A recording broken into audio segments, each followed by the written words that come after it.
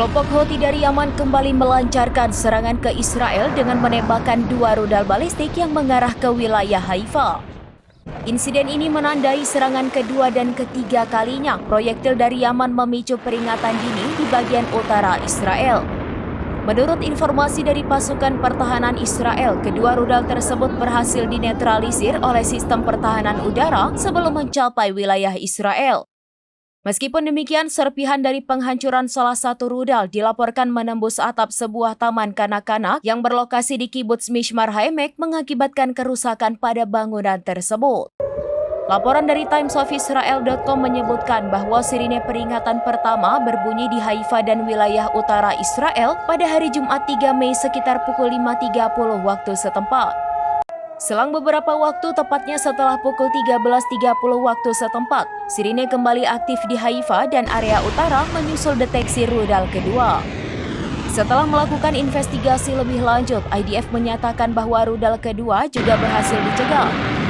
Kendati adanya kerusakan material, peristiwa ini dilaporkan tidak menimbulkan korban jiwa. Namun seorang wanita berusia 40 tahun mengalami luka ringan akibat terjatuh saat bergegas mencari perlindungan.